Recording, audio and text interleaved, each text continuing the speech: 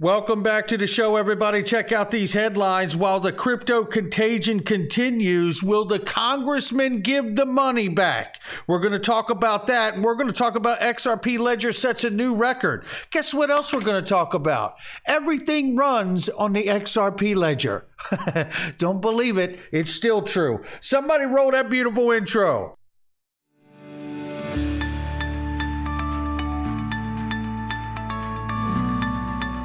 Digital Perspectives with Brad Kimes. Come on in.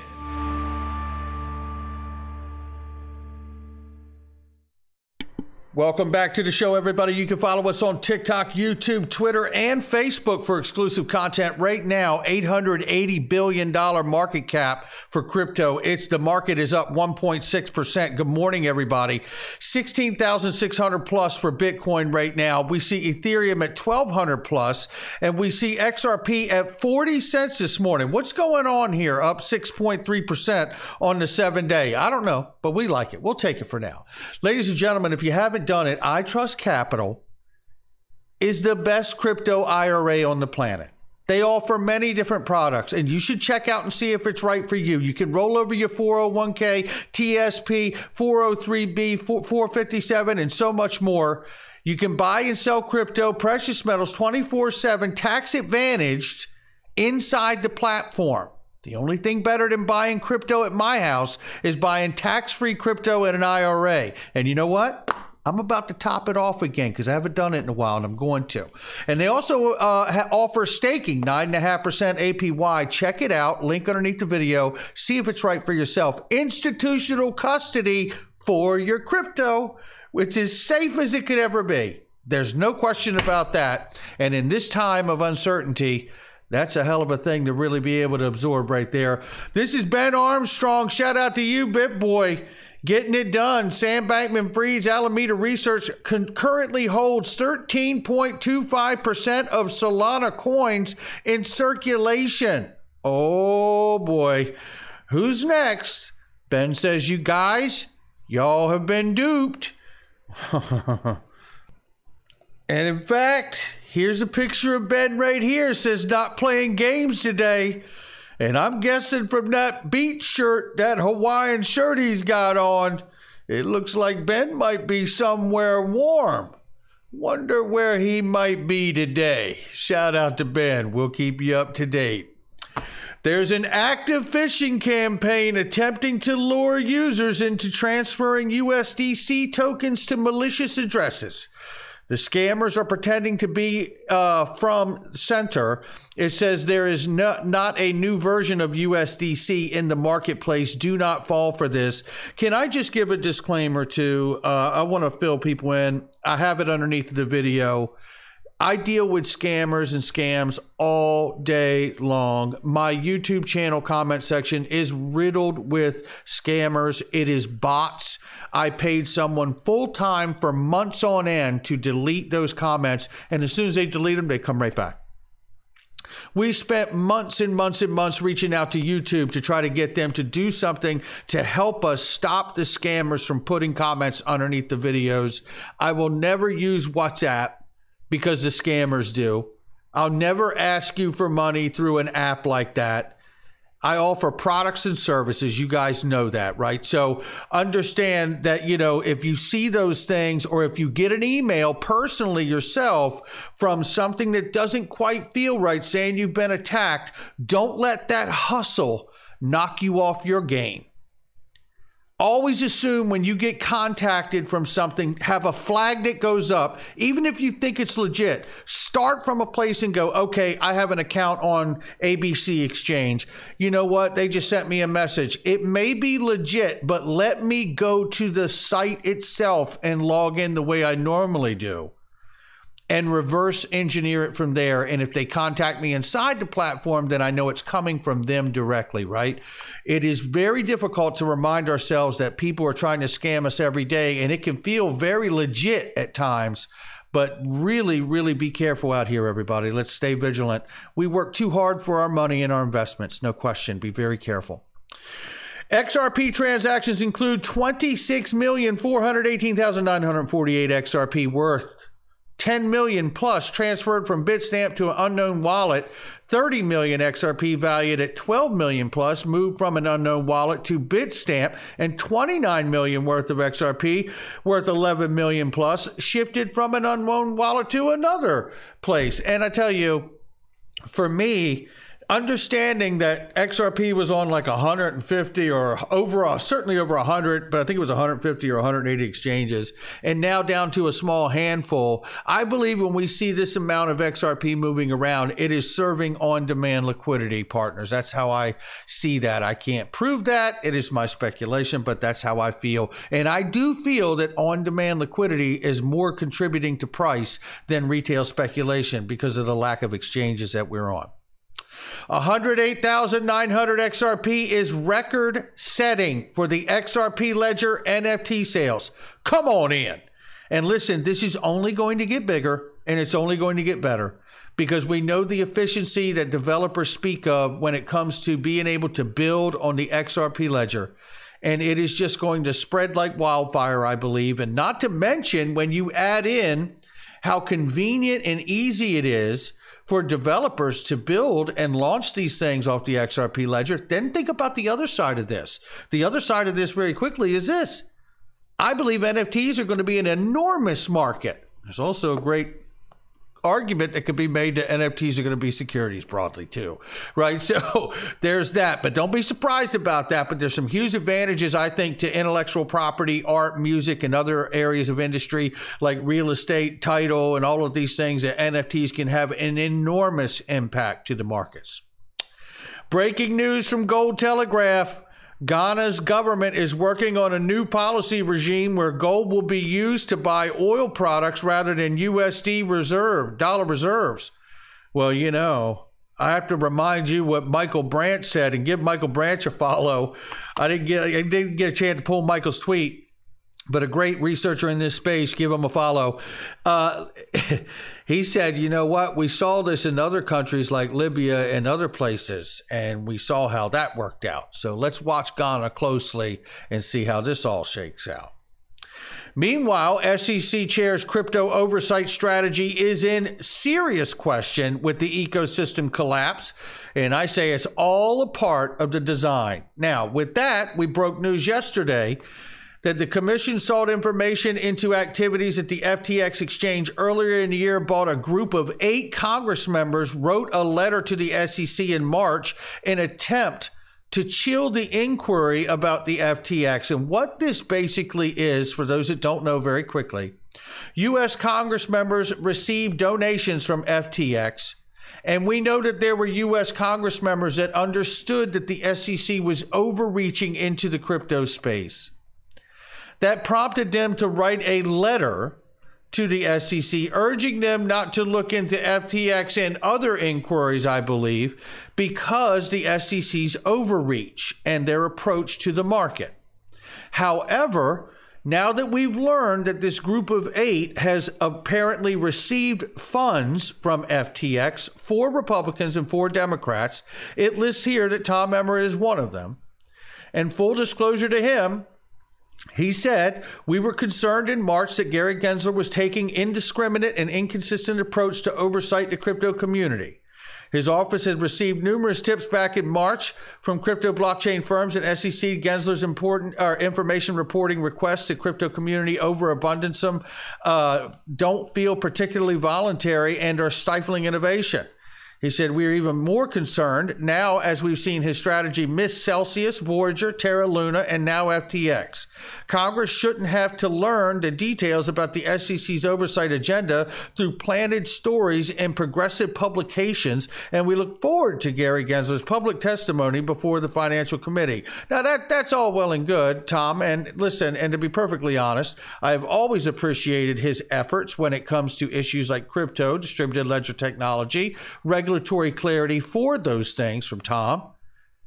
But in fact, if your office received donations from SBF and FTX or an entity associated with it, like Alameda Research, the question now is, will you donate the money to charity Because if you don't, it really does call into question what the true motive was. And he's right that the SEC is overreaching. But you got to give the money away that was donated from SBF and FTX to take away the argument that anyone could ever claim that you were working in tandem somehow with the FTX scandal and collapse. And I think Tom is a good person. I think if he sees it, understands it, I think they all will do the right thing. At least I hope they would. And that goes for all 4 of the Republicans and all 4 of the Democrats. Let's give them time to see how they react to it. The current crypto contagion isn't a failure of crypto as technology or long-term investment. Digital Currency Group's problem is one of failure by regulators and gatekeepers. Ladies and gentlemen, this could be bigger than FTX. Digital Currency Group is a seed investor in many, many things like Coinbase and yes, Ripple and many other things. And the question is how systemic could it become? The cryptocurrency tide is flowing out and it looks more and more like Digital Currency Group has been skinny dipping. But let's be clear, the current crypto contagion isn't a failure. It's the crypto as a technology or long-term investment. Problem is one of failure by regulators and gatekeepers, which is for sure. But when the market cycles change, the problem at other end of the investment funnel, the manner in which DCG leveraged its user deposits, became more apparent. While not all questions have been answered, the general idea is that DCG and entities loaned user deposits to third parties, such as Three Arrows Capital, FTX, and accepted unregistered cryptocurrencies as collateral. That's the problem, ladies and gentlemen. The dominoes fell quickly thereafter. The third parties went defunct, and the crypto used as a collateral became illiquid. And DCG was forced to make capital calls in excess of billions of dollars. The same value of FTX's FTT token that DCG accepted to back FTX's loan. Why would they ever accept a token made out of thin air? Unless, of course, you understood it was a part of playing a role in tearing down this system that was built, because it's time for the legacy firms and the central monopolists to come in and stake their claim. Who knows? But DCG is now seeking a credit facility to cover its debts, with the prospect of a Chapter 11 bankruptcy looming if it fails. We'll keep you up to date. John Deaton says here, after a shared article by Michael Branch here, just shout out to Michael. John Deaton slams crypto influencer Lark Davis for calling XRP value into question. He says the real point here is to do your own research into any asset or project, which is absolutely true. Influencers and professional traders promoted the crap out of Luna and FTX while saying XRP was bad.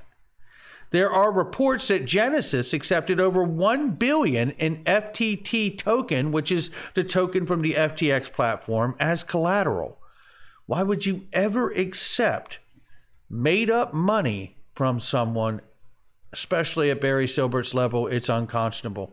It really is. This is a reminder. We talked about it yesterday, but I need to remind everybody, not everybody sees the same video every day. So very quickly here, November 30th could prove to be a momentous day in the ongoing SEC versus Ripple. And I love that ProCoin News puts the Ripple versus SEC. And if you better give ProCoin News a follow, it is the Drudge Report of crypto. This marks the date that both sides must submit their summary judgment briefs to the court for review and potential redactions to the material. There is also December 5th, which has been said and noted at this point that essentially December 5th, if we see the documents of the Hinman documents released inside of the reply briefs, that would tell us that there's really no settlement in the works here, and the SEC plays hardball and shoves William Hinman out on a raft on his own. But while all of this is happening, I want to remind everyone that the New York Fed and several big banks just so happen to be testing regulated liability networks known as RLNs. And what's important about this is that in the race to establish new digital forms of money, RLN represent a potential alternative to unregulated tokens like Bitcoin, but also to the central bank digital currencies that many of the world's central banks are exploring. The premise is that central bank money, commercial bank money, and electronic money issued by regulated non-bank payment firms could all exist on the same distributed ledger. Could all exist on the same distributed ledger. Real quick, I want to ask a question. What is the XRP Ledger? It's a DEX, a decentralized exchange for the world. And I don't know about you, but as I heavily speculate in this market, that sounds an awful lot like a role that the XRP Ledger could fill. But in order for it to do it, we need to see something happen in this market that already happened in the early days of the internet. And this, I believe, is the moment we're in. And it comes with crypto contagion, a crypto Armageddon, a controlled demolition in order to introduce enough fear to everyone who's been in this space to know that if you want to be in this space going forward, you better get off of what is going to be known as the crypto dark web and get your ass onto the regular crypto network. Everything runs on the ledger as far as I'm concerned. I've said it since I started this channel, and I believe that digital asset XRP is not just a digital asset in this space. It is a digital asset and a protocol that will help become a framework to this digital asset space, because the XRP Ledger is a decentralized exchange. And imagine for a moment that the governments around the world agreed to adopt a protocol to move value on, not just to move value on, but to plug into, to plug the liquidity of the world into. Imagine after all the stocks are tokenized and all the major stock exchanges of the world plug into something like the decentralized exchange known as the XRP Ledger. And imagine the amount of liquidity that would be available around the world at any time, 24/7, 365. But in order for that to happen, this has got to happen. Very interested in the technological end, and they weren't as savvy about like how to drive adoption. The only strategy that anyone could think of was a grassroots strategy. You know, and that's not how the internet got adopted, right? The internet was adopted by government and military first. So it's and that's what we're missing. And it makes sense to me to understand that there would be a controlled demolition of this space to rip down the underpinning and market infrastructure that currently exists now, to introduce the governments around the world to begin to use this technology for what they know will help relieve the friction to move value in an instant. That's going to do it for me, ladies and gentlemen. Make sure you hit the like and subscribe, leave a comment below. Don't forget, if you haven't seen it, guess who's got a new private group? And there's groups, lesson, courses. We start in December, and I tell you, you're not going to want to miss it. There's so many benefits, and there's some amazing people coming in here. And I do want to let you know it's limited slots. This thing will top out, so don't mess around. If you're going to join, we've already had people get the early bird special. Don't mess around. Get yourself in this group. If you're looking to be better 6 months from now in the crypto space, and you got a little bit of money to invest for yourself in this space, now with all the uncertainty is the time to really invest in yourself. Join that group and join all of us as we prepare for the next bull market and what it will be in this space. I'll catch all of you on the next one.